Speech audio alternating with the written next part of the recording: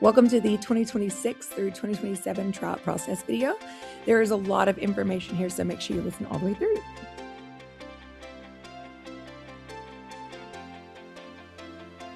Our tryout process is just for sideline only, so we're not going to talk about competition teams. It's just to make a freshman, a JV, or a varsity team.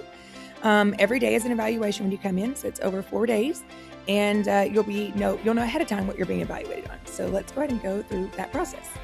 Before tryouts, we suggest that you go ahead and learn the fight song. It's already posted online.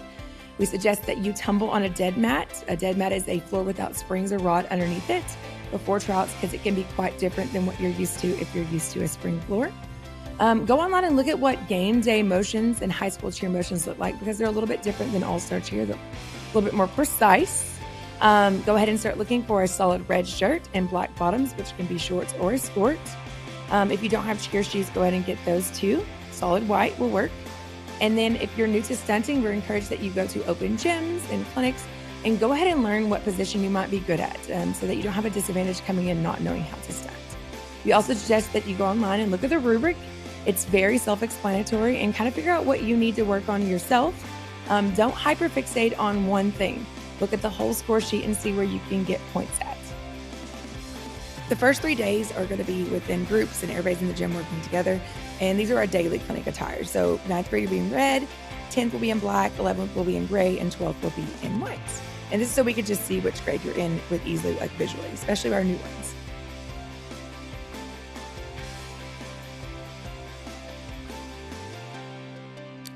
We are so grateful to be under athletics here at LISD. That means that this is a tryout. This is a cut sport, meaning that you come in and you should be ready to try out. We're not teaching, we're not spotting. This is an evaluation from day one. And day one, we evaluate your jumps. So you'll be coming in, you'll be stretching, and everybody kind of get to know each other, and we'll give you a lot of free time. But in the process of, we'll call you one at a time individually to come do jumps in front of us, and we'll be evaluating that between 0 and 10 points. 0 meaning you did not do a jump, and 10 meaning that you had like the perfect jump. We're going to be going through this process with you on how we score that.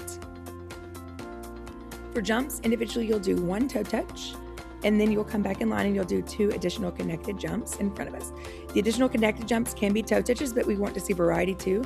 So no double toes, just make sure you pick, it could be a toe herky, a toe hurdler, it could be hurdler on both sides. You don't have to use the toe touch again because we've already seen it. So if you like to do hurdler, herky hurdler, pike, any of those things are options for you, that they must be connected. For the toe touches, we run on ranges. This one being a low range because it's below horizontal.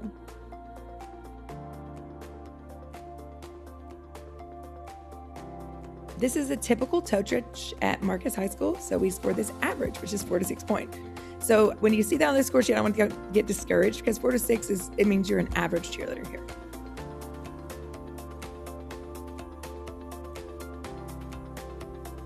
Because this toe touch is above horizontal, it is above average. So this would score between 7 and 10 points, depending on technique and height.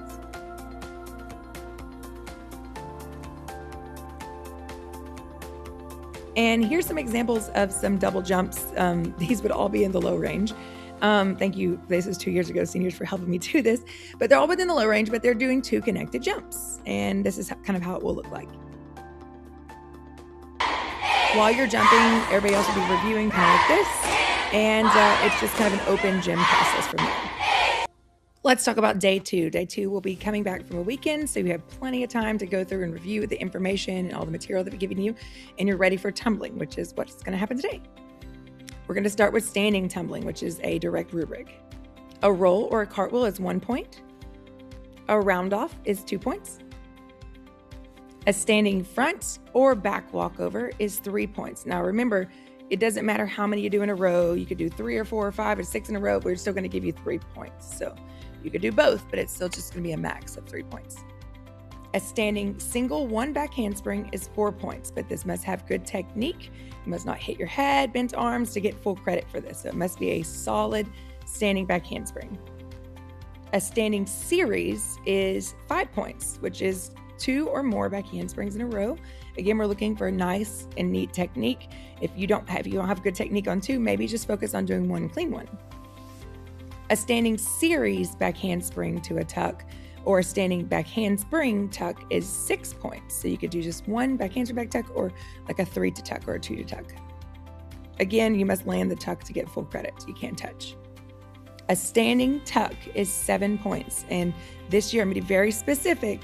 You get one shot to throw it. There's no multiple chances in this. It's a one-shot deal. We are no longer allowing kids to try because that doesn't show consistency. So for all of the tumbling, it is one shot and one shot only. We need to know that you're consistent and can do it. A pass with 2 airborne skills that are traveling backwards is 8 points. So this would be like a standing, you could do like a standing tuck, back handspring tuck. You could do a standing back handspring whip, back handspring lay, or it's same thing. 2 airborne skills without hands. So it could be a tuck or a whip or a layout or full to another tuck or whip or layout or full. And that would be 8 points. A standing series to full is 9 points. And this also can include if you just have a standing back handspring full, not a series. So either of those would provide 9 points. And again, you must land the pass in order to get full credit. We'll take away 1 point if you do not land it. And a standing full is 10 points. She didn't touch here, so she got full credit. Now let's talk about running tumbling. So after you do your standing tumbling, we go through all those. You have a little bit of time to breathe, and then you'll be able to pick your running tumbling pass. Again, like standing tumbling, this is a one-shot deal. You need to pick your best pass and throw it in a pass that you're clean and consistent doing, not something that you think that you might fall or touch on because you won't receive full credit for that. So a running cartwheel or dive roll, both of those are going to fit under the 1 point category. So you would just be able to run into it or skip or chasse into it. Power hurdle, all of those count towards running. A running round off rebound, or just a round off, is 2 points. Again, with good technique, we're looking for feet landing together at the bottom, and we're looking for that running hurdle. So if you don't do that, then you would receive credit for a cartwheel or a roll. A running round off immediate back walkover, this would be 3 points. So again, we don't expect for you to dive bomb into it, but you still must do a round off and immediate back walkover. That's going to be a 3-point skill. It doesn't matter how many back walkovers you do in a row, you're still going to get 3 points. So a running back walkover, so it would be a round off back walkover, would count as 3 points. This also includes a running front walkover with no round off, of course. It doesn't matter how many you do in a row. You could do 6 front walkovers or 1. You're still going to only get 3 points. Same thing with back walkovers. Just 1 would give you credit for 3 points. Again, it must be landed, it must be consistent, and it must be a running skill. A running round off back handspring with good technique is going to earn you 4 points. And again, we're looking for no heads hitting the ground. We're looking for something that is very consistent and clean, or you won't receive credit. You'll receive credit for the next lowest skill, which is 3 points here. So 4 points for a round off back handspring, just 1 though. A running series, which means it's 2 or more back handsprings, will receive 5 points. And again, we're looking for good technique, and it must be connected. So that's in order to get your 5 points, you must do 2 connected back handsprings or more. A running front walkover to round off back handspring, which we consider a specialty pass, that is going to get you 6 points here, and it must be connected. It must be a front walkover. It can't be a back walkover back handspring, anything like that. It's just going to front walkover, round off back handspring is going to get you 6 points. Also 6 points this year is a round off tuck. So we had a lot of people kind of consistently go into these instead of a round off back handspring tuck, which I recommend, but a round off tuck would give you 6 points. A round off back handspring tuck would get you 7 points. Doesn't matter how many back handsprings. You could do 2 back handsprings into a tuck, 3 into a tuck. It's still going to earn you 7 points. Also within that 7-point range is the standing cartwheel tuck. So again, no running, but just a step out cartwheel tuck is 7 points. A running back handspring layout, and it must be a true layout. It cannot be piked. It can't be bent. Those will give you credit. If it doesn't have good technique, we're going to give you credit for a tuck and not a layout. So this is going to be 8 points. It could be 2 to layout, 1 to layout, whatever you want. But again, it must be a layout, a true layout with good technique.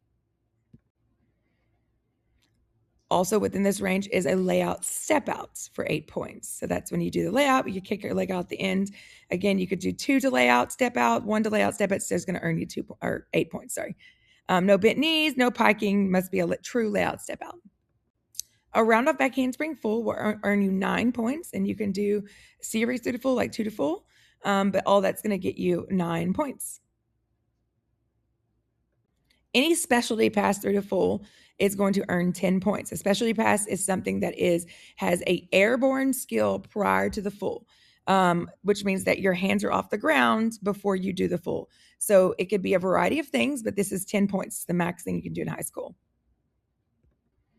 Now let's talk about day 3, which is the one we have the most questions over. This is our stunting day.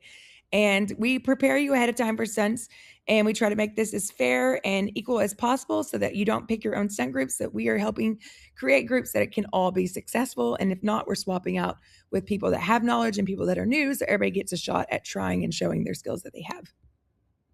What will happen is before this, we'll be setting stunt groups. So before this day, you'll kind of know your stunt group. We'll post them on the wall because when you register, you have to put if you're a flyer, base, back spot, and we'll be kind of stacking those stunt groups together. Once we're done judging your tumbling and jumps, we kind of start making those stunt groups then. And throughout the stunting process, if we notice that something is not right or we feel the need to switch people, we will. So again, we set you up to be successful with who you have, or if you're new to stunting, I set you up in a group with veterans so that way you can learn how to and do skills with them. So we can watch you within a veteran group. At the beginning, we'll let y'all have time to come in and figure out what stunts you want to do. And when you're ready, you'll call us over and you'll perform 2 different stunts. We suggest performing the harder stunt first. That way, if it falls, you can do your easier stunt next. So this is a lib. And let's say they drop this, then they could try something easier next time. So in this case, they did an easy stunt, which is a straight up extension for their stunt that they knew that would hit. Probably the biggest question we get is with freshman parents. Freshmen, you were only basing freshmen, meaning that you're not allowed to stunt with sophomores, juniors, or seniors that have stunted before. And that means everybody is around the same size. And we get a lot of parents freaking out after stunts because they're like, but my child can do this. Yes, I'm sure they can on that level 4, 5, 3 team that they have, and they are basing, or they're flying with people that are, in college. But here we are all the same age and right about the same size.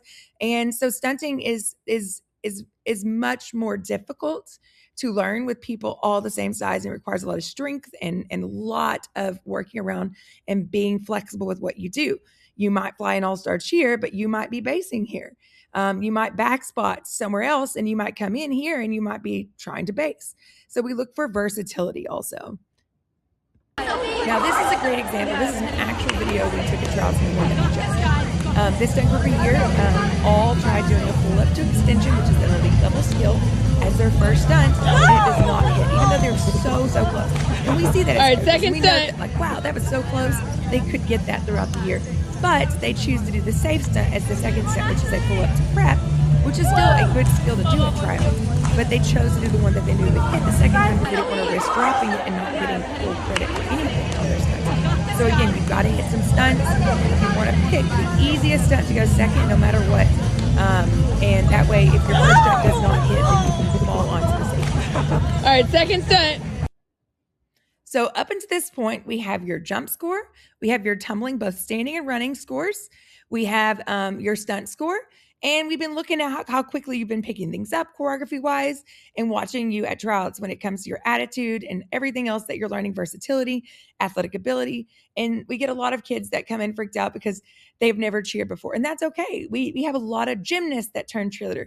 We have a lot of athletes like volleyball and stuff that have turned cheerleader that maybe have so much athletic potential. We can see that. And that's what we're looking for. So up until that point, we're looking for that. And formal tryouts is our 4th day. So the last day, 4th day, is our formal tryouts, and everybody will dress the same. Everybody's going to be wearing a solid red shirt. We do not care about small logos like that. That's fine. Just don't show up with a shirt that says like Merry Christmas. We're looking for solid red, not a Sabrina Carpenter t-shirt. We're looking for just solid red shirts. Again, small logos don't matter. Just, keep it clean, keep it classy. Black bottoms. It could be a skirt. It could be shorts. Any white tennis shoes. They don't have to be solid white. So you can be cheer shoes. Just whatever you feel comfortable working in. And again, we're not looking for we're not going to count off if you have a lot of, just don't come with like neon pink shoes on. Just make sure they're mostly white, gray in that area. It's fine. And then you're going to wear your bow that you've been wearing the color class that you are. So remember, it starts with our red, black, gray, and white, whatever you've been wearing to the clinics before you'll wear. You'll come in 3 at a time. And this is based off of last name and grade. And we bring you in 3 at a time. and you'll be present the cheer first. And one of us will call the cheer, ask you to call the cheer. And you'll know that ahead of time, like you'll know how to call it. So we'll be like, number 3, can you call the cheer? And we'll spring it on you. You never know who's going to do it. And you'll do the cheer together. And again, we're looking for that real good crowd leading, motion tech, memorization, and vocal ability here. After that, we'll take a quick break. We'll give you a breather and we'll start the dance music. And this will allow you to do your dance that you do at tryouts. We're judging this on motion tech, showmanship, and memorization. If you mess up, just keep going. You saw in the last clip, they messed up on the dance or the cheer, and they just kept going. So again, just keep moving forward. Don't pause, don't freeze.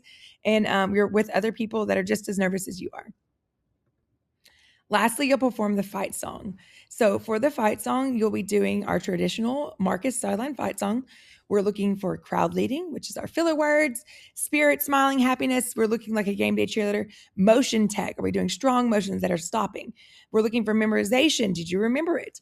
We're looking for your vocal ability because we say, we don't have to sing the cheer. Marcus brought us to the best, but we say go fight win. So that's the part when you have to do your real loud cheer voices. And again, we're looking for kind of the overall game day package on this. The last go fight win will be freestyle. You can do whatever you want there. You can tumble, you can jump, you can show us whatever you got. So we really love that. So again, you'll do the Marcus Marauders. We have the best Marcus Marauders above all the rest, red and silver fighting on Marcus Marauder fight. Go, fight, win, go fight, win. And that's all traditional. The second time around, you'll do the motions. And on the go fight win part, you'll see that they kind of go off on their own and do their own little freestyle there.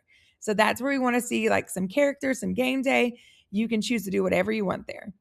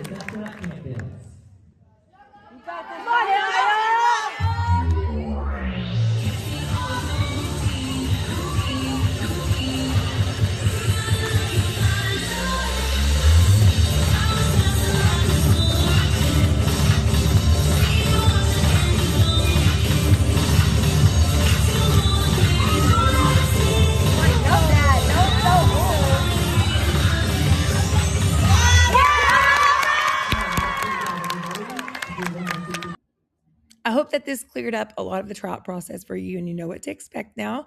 We're so excited to see you on tryout week and see you get evaluated and meet you.